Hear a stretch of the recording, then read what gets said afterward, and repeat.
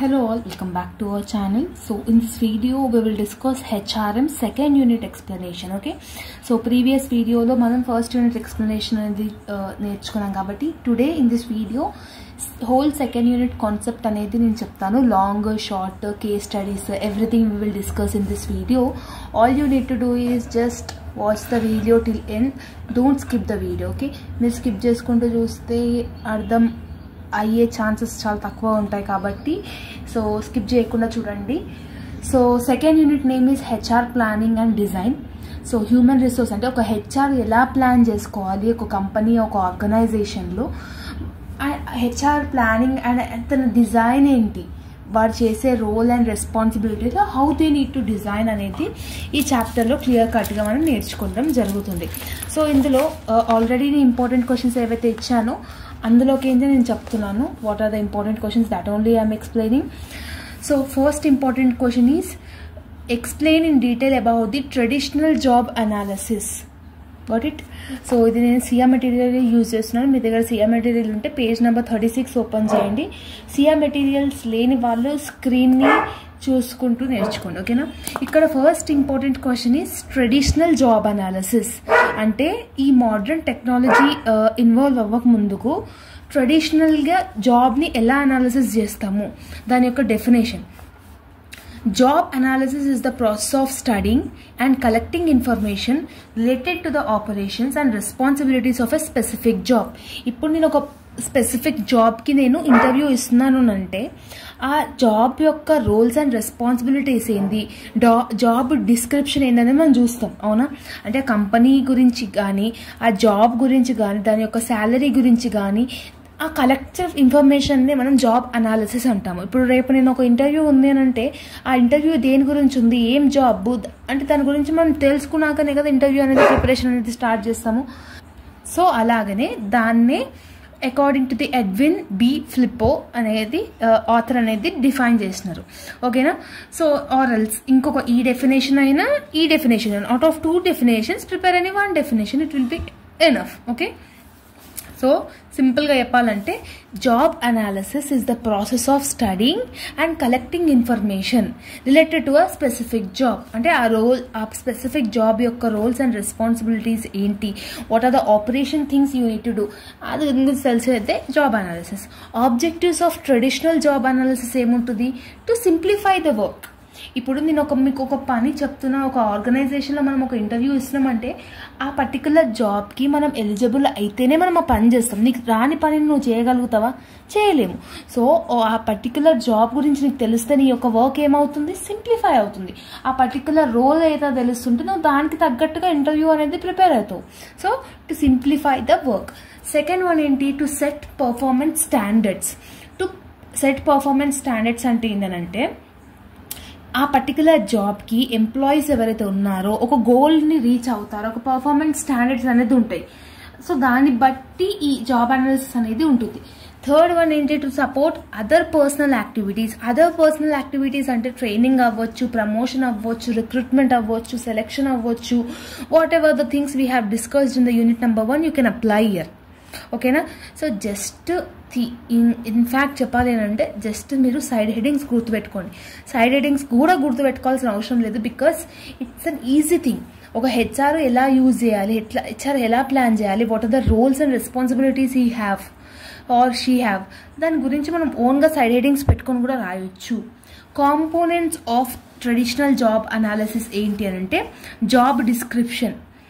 ఇంతకుముందుకు మనం చెప్పినాం కదా, జాబ్ డిస్క్రిప్షన్ అంటే working hours, what are the facilities an employee is getting and what is the salary, qualification ఏముండాలి, eligibility ఏముండాలి, దాని గురించి అన్ని తెలిసేదే జేడీ అంటాం. That is job description. Okay? So second one is job specification. Job specification is nothing but ఆ particular specified జాబ్కి వీళ్ళు ఎలిజిబులా కాదా. Got it? కొన్ని జాబ్స్కి ఏంటి అని అంటే ఆ పర్టికులర్ పర్సన్ అంటే ఆ పర్టికులర్ క్వాలిఫికేషన్ ఉన్న పర్సనే ఎలిజిబుల్ ఉంటుంది. Whether he or she has many skills also there is no use. ఆ లెవెల్ ఆఫ్ ఎడ్యుకేషన్ అనేది, ఆ ఎక్స్పీరియన్స్ అనేది, ఆ ఎబిలిటీ అనేది ఆ పర్టికులర్ పర్సన్లో ఉందా లేదనేది జాబ్ స్పెసిఫికేషన్ అనమాట. ఓకేనా? సో ఇదొక చాలా ఇంపార్టెంట్ క్వశ్చన్. సో ఇదొకటి నేర్చుకోండి. నెక్స్ట్ వన్ ఇంపార్టెంట్ వచ్చేసి మీకు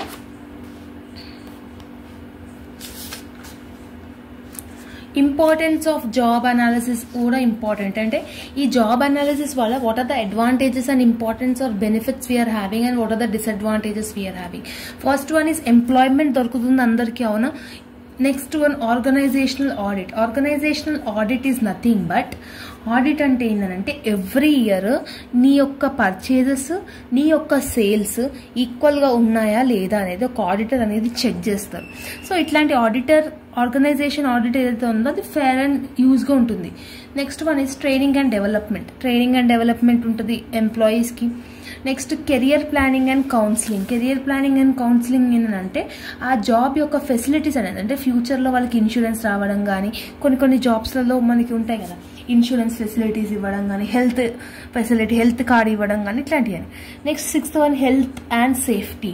హెల్త్ అండ్ సేఫ్టీ అని అంటే ఎనీ డేంజరస్ వర్కింగ్ కండిషన్స్ ఉన్నా కానీ కరెక్టివ్ మెజర్స్. ఇప్పుడు ఫర్ ఎగ్జాంపుల్ మైనింగ్లో పనిచేసే వాళ్ళకి చాలా హెల్త్ రిస్క్తో కూడిగా ఉంటుంది.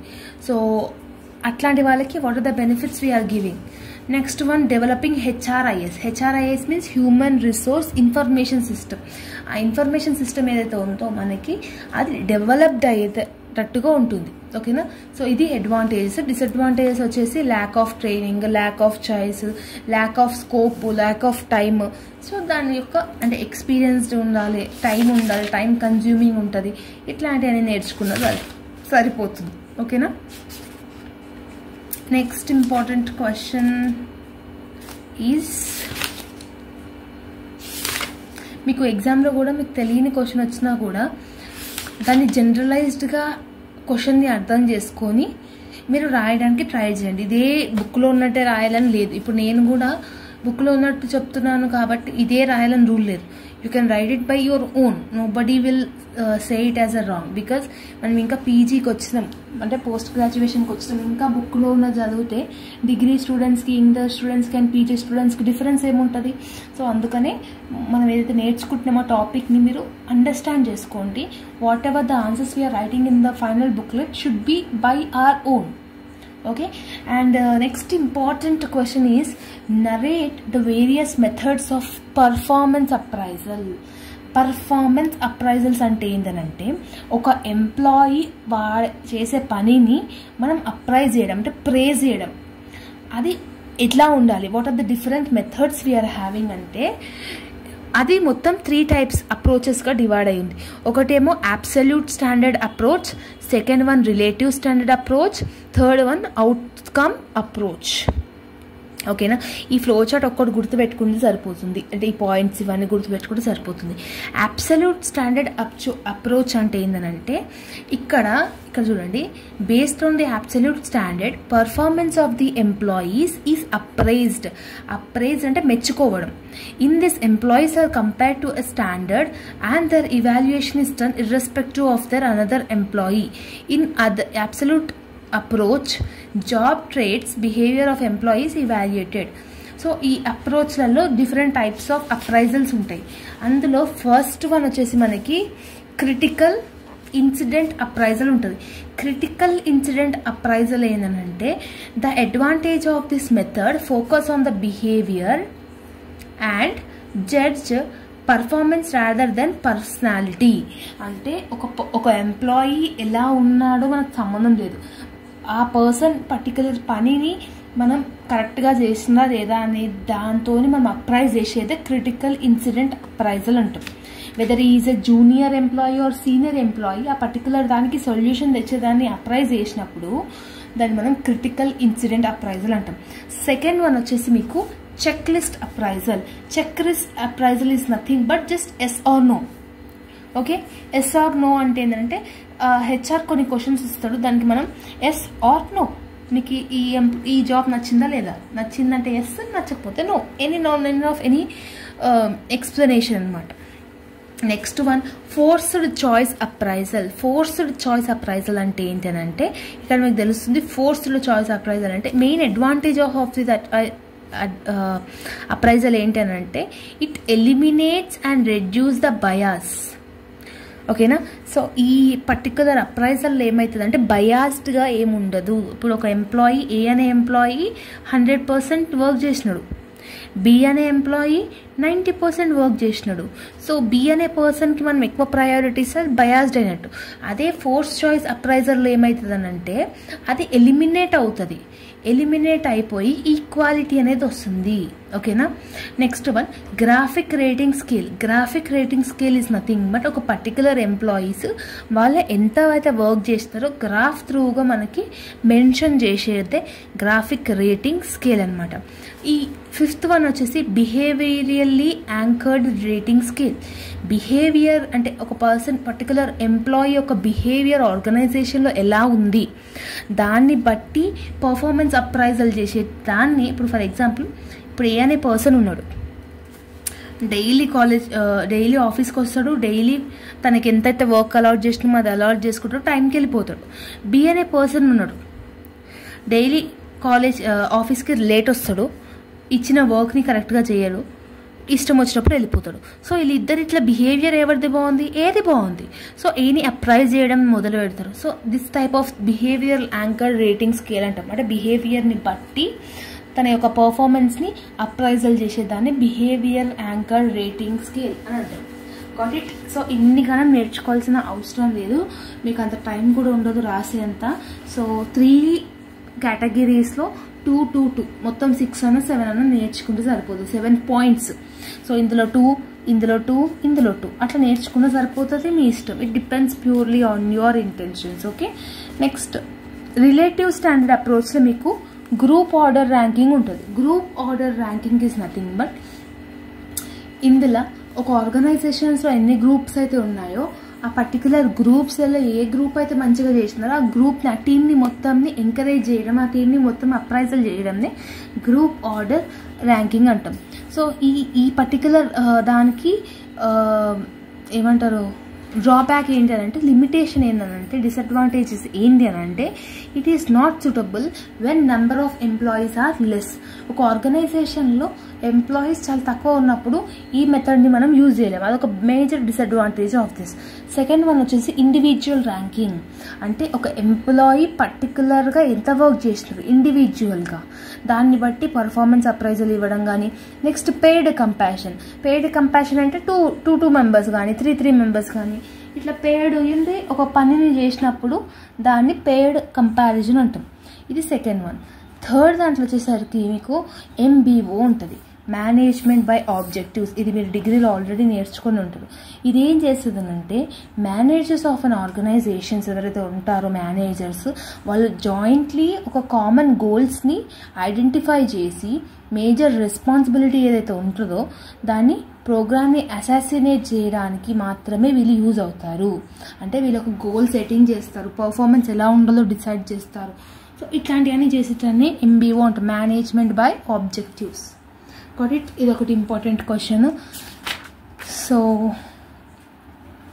Next important question is enumerate importance of HR planning and process of HR planning. Importance of ఏంది, HR ప్లానింగ్ యొక్క ప్రాసెస్ ఏంది. ఇంపార్టెన్స్ ఏంటి, ఇంక్రీజింగ్ అన్ఎంప్లాయ్మెంట్. HR ప్లానింగ్ అంటే ఏంటి అని అంటే we have already know. HR planning human resource planning. Human resource planning యొక్క importance ఏంటంటే increasing unemployment. Day by day the number of educated unemployed అంటున్నాం. అంటే చదువుకున్న వాళ్ళు కూడా జాబ్ చేయకపోవడం ఎడ్యుకేటెడ్ అన్ఎంప్లాయ్మెంట్ అంటారు. అది మన ఇండియాలో డే బై డే ఎందుకు పెరిగిపోతుంది, ఎందుకనంటే స్కిల్స్ లేవు. ఇప్పుడు ప్రజెంట్ ఒక జాబ్కి 100 పోస్టులు ఉన్న జాబ్కి 1000 మంది పోటీ పడుతున్నారు. సో అట్లాంటప్పుడు ఏమవుతుంది, స్కిల్స్ చూస్తారు. సో ప్రజెంట్ ఉన్న జనరేషన్స్లో చాలామంది ఎడ్యుకేటెడ్ అయినా కూడా ల్యాక్ ఆఫ్ స్కిల్స్ ఉండడంతో పాటు వాళ్ళకి జాబ్ లేకుండా ఉంటున్నది. సో అది ఇంక్రీజింగ్ అన్ఎంప్లాయ్మెంట్. సెకండ్ వన్ వచ్చేసి టెక్నాలజికల్ చేంజెస్. ప్రజెంట్ ఉన్న జనరేషన్లో టెక్నాలజీ అనేది చాలా అడాప్ట్ అవుతుంది. అంటే compare to the last 5 years to 10 years చూసుకుంటే ఇప్పుడు చాలా మటుకు మనం AI జనరేషన్స్ కానివ్వండి, ఫోన్స్ టెక్నాలజీ కానివ్వండి, ప్రైవేట్ నెట్వర్క్స్ కానివ్వండి, ఇట్లాంటివన్నీ మనం అడాప్ట్ చేసుకున్నాం కాబట్టి సిస్టమ్ యూసేజ్ ఎక్కువ ఉంది కాబట్టి మాన్యువల్ యూసేజ్ తక్కువ ఉంది కాబట్టి మెనీ ఆఫ్ ది పెద్ద పెద్ద కంపెనీస్ గూగుల్ కానీ విప్రో కానీ మైక్రోసాఫ్ట్ కానీ ఇట్లాంటివన్నీ ఏం చేస్తుందనంటే పీపుల్స్ని ఫైర్ చేసేస్తుంది అనమాట. సో అట్లాంటప్పుడు ఏమవుతుంది, ఈ పర్టికులర్ టెక్నాలజికల్ చేంజెస్ అనేది జరుగుతుంది. Next organisation changes. Organisation changes is nothing but organisation అంటే బిజినెస్లో ఏమైనా చేంజెస్ అవ్వడం కానీ, అంటే ప్రొడక్షన్ ఇంక్రీజ్ డిక్రీజ్ అవ్వడం కానీ, ల్యాండ్ బ్రాంచెస్ ఎక్కువ అవ్వడం కానివ్వండి, తక్కువ అవ్వడం కానివ్వండి, మ్యాన్ పవర్ ప్లానింగ్ అనేది తగ్గిపోవడం కానివ్వండి, మెషిన్ పవర్ అనేది పెరగడం కానివ్వండి, ఇట్లాంటివన్నీ different types of things happening means that is called organisational changes. Got it? Next one, demographic changes. Demographic changes అంటే ఏంటంటే ఒక పర్టికులర్ ఏజ్ వాళ్ళు, సోషల్ బ్యాక్గ్రౌండ్ కాదు, మేలా ఫీమేలా, జెండర్ని డిస్క్రిమినేట్ చేసేటట్టు, ఎడ్యుకేషన్ డిస్క్రిమినేట్ చేసేటట్టు, సో ఇట్లాంటివన్నీ ఉన్నప్పుడు మ్యాన్ పవర్ ఏమవుతుందంటే డీలింగ్ అనేది కొంచెం తగ్గిపోతుంది. ప్రజెంట్ ఉన్న జనరేషన్స్లో ఎడ్యుకేటెడ్ పర్సన్స్ మోర్ ఉన్నారు, ఏజ్ ఎట్లాంటి ఏజ్ వాళ్ళకి ఉంటుంది, సో ఎవ్రీథింగ్ అనేది డెమోగ్రాఫిక్ చేంజెస్లో వస్తుంది. ఇక చూడండి, age, education, social background, ethical, technical skills is changing. Systematic man power can effectively deal with problem. So ఇట్లాంటివన్నీ చేంజెస్ అయినప్పుడు మ్యాన్ పవర్ ఏమవుతుంది, ఈ ప్రాబ్లమ్ని ఫేస్ చేయాల్సి వస్తుంది. ఫిఫ్త్ వన్ వచ్చేసి లీగల్ కంట్రోల్. లీగల్ కంట్రోల్ అంటే ఏంటంటే మన యొక్క లా అండ్ జ్యూరిస్డిక్షన్ ప్రకారంగా ఉండడం. అంటే ఒక ప్రాబ్లం వచ్చినప్పుడు చైల్డ్ లేబర్ కానివ్వండి, కాంట్రాక్ట్ లేబర్ కానివ్వండి, ఇట్లాంటివన్నీ వచ్చినప్పుడు ఏంటంటే మనము లా ప్రకారంగా ఆర్గనైజేషన్ మీద టేక్ ఛార్జ్ అనేది చేసుకోవాలి. సో ఇది importance of HR planning. What is the process? Then process ఏముంటుంది అంటే ఆర్గనైజేషన్ అనాలిసిస్. ఆర్గనైజేషన్ అనాలిసిస్ అంటే ఆ పర్టిక్యులర్ బిజినెస్లో ప్రొడక్షన్ ఎలా ఉంది, దాని యొక్క టెక్నాలజీ ఎలా ఉంది, ఫైనాన్స్ ఎలా ఉంది, మార్కెటింగ్ ఎలా ఉంది, అడ్వర్టైజ్మెంట్ ఎలా ఉంది, ఇట్లాంటి అన్నిటినీ ఆర్గనైజేషన్ని మొత్తం అనాలిసిస్ చేయాలి. ఓకేనా, ఇక్కడ ఉంది చూడండి, like production, finance, marketing, technology, expansion, diversification etcetera. దీన్ని ఆర్గనైజేషనల్ అనాలిసిస్ అంటాం. సెకండ్ వన్ వచ్చేసి analysing the objectives of man power planning. Man power planning అంటే మన ఫ్యూచర్లో ఉన్న గోల్ని రీచ్ అవ్వాలి అని అంటే మనుషులతో చేసే యాక్టివిటీస్ ఏవైతే ఉన్నాయో whether it is needed to the organisations or not అనేది చెక్ చేసుకోవాలి. అంటే జస్ట్ ఇక్కడ మీరు ఏం చేస్తున్నారంటే సైడ్ హెడింగ్స్ పట్టుకుంటే దాని లోపల ఉన్న మ్యాటర్ మీరు ఓన్గా రాసేయచ్చు. Got it? Next one, forecasting and demand of manpower. Forecasting అంటే ఏంటి? Prediction, future prediction. ఫ్యూచర్లో మ్యాన్ పవర్ యొక్క డిమాండ్ ఎలా ఉంటుంది, దాని యొక్క ఫోర్కాస్ట్ ఎలా ఉంటుంది, ఎకనామిక్ కానీ, పొలిటికల్ కానీ, సోషల్ కానీ, ఇట్లాంటి ఇంటర్నల్ ఆర్గనైజేషన్ కానీ, ఎక్స్టర్నల్ కానీ, ఇట్లాంటివన్నీ చేంజెస్ ఏమేమి వస్తాయి అనేది forecasting the demand of man power. Next, forecasting the supply of man power.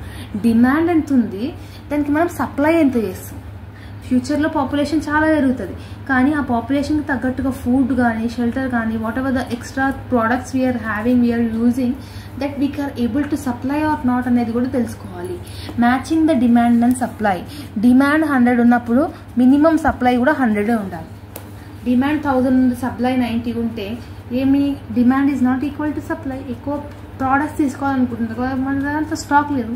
So అట్లాంటప్పుడు ఏమవుతుంది, హెచ్ఆర్ ప్లానింగ్ అనేది లిమిటేషన్లో వెళ్ళిపోతుంది. Next last one, reviewing and monitorizing. Like reporting, ఒక పర్టికులర్ థింగ్ అయిపోయినప్పుడు దాన్ని మనం రివ్యూ చేయాలి.